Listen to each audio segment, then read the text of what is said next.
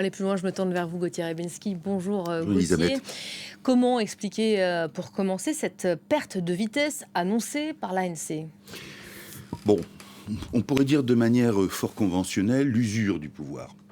Ça fait 30 ans que l'ANC est au pouvoir, mais il y a quand même des choses qui sont, si vous voulez, euh, tellement dérogatoires par rapport à ce qu'a été l'idéal de Mandela. Euh, Quand par exemple Mandela disait notre politique internationale doit être guidée par le respect des droits humains. On va en reparler, mais c'est exactement, on va dire, quelque chose qui est à l'inverse de ce que fait l'Afrique du Sud aujourd'hui. Alors là-dessus, si vous accumulez les problèmes d'infrastructure, de livraison en électricité, vous avez quantité de foyers en Afrique du Sud qui sont parfois privés pendant 12 heures par jour de l'électricité. Et puis, surtout, les inégalités. Et les inégalités frappent qui ? Ben, les Noirs. Alors que tout a été fait, en principe, en Afrique du Sud, pour que, justement, il y ait non seulement un rééquilibrage, mais surtout une sorte de discrimination positive pour que les Noirs rattrapent ce qui avait été leur oppression, dans tous les sens du terme, politique, sociale, etc., culturelle, de l'époque de l'apartheid. Donc, j'oubliais les affaires de corruption.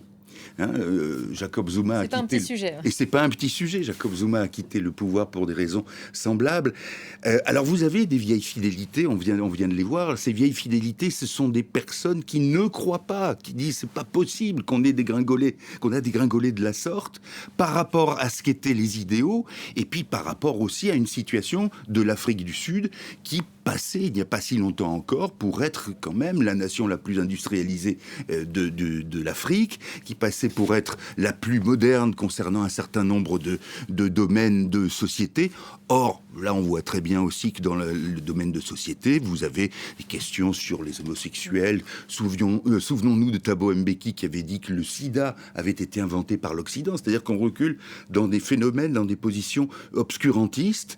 Et donc, il y a cette déception, malgré les fidélités, malgré, on a vu les Zoulous, mais les Zoulous pourraient être tentés par des partis locaux. Et donc, tout ça contribue à, on ne sait pas encore, mais à quelque chose qui pourrait ressembler à un échec pour l'ANC. Voilà, les résultats sont attendus ce week-end. Dimanche, a priori, l'Afrique du Sud de fer de lance diplomatique aussi du fameux Sud global dont on parle tant aujourd'hui. Alors, justement, ça sert, ça, de...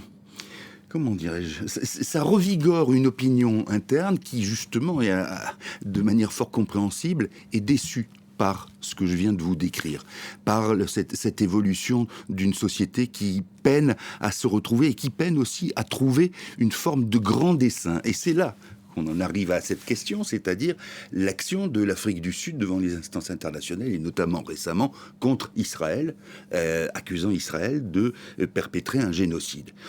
L'Afrique du Sud, toute seule, n'a pas eu cette idée-là. Il y a derrière, là aussi, vieille solidarité, la Russie, quand je dis vieille solidarité vis-à-vis de l'ANC.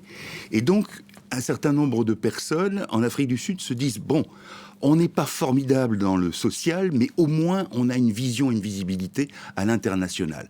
Sauf que la question est de savoir justement si l'Afrique du Sud ne sera pas un peu le dindon de la farce, c'est-à-dire qu'elle est au charbon face à Israël et face à d'autres pays comme les États-Unis, mais au fond, qui récoltera les fruits de cet engagement, qui est un engagement en plus dont on peut douter, qui est fondé parfois sur des arguments qui ne tiennent pas la route, même si sans se prononcer sur le fond, le tribunal a estimé que la requête sud-africaine n'était pas complètement injustifiée. Donc voilà, il y a ce rôle que l'Afrique du Sud entend jouer, mais encore une fois avec ses inégalités, avec le fait que les Blancs, malgré tout, ont toujours une position supérieure de manière statistique. Et puis, dernier point, la criminalité qui est galopante et qui est un des fléaux les plus visibles, les plus sensibles en Afrique du Sud. Merci beaucoup, Gauthier.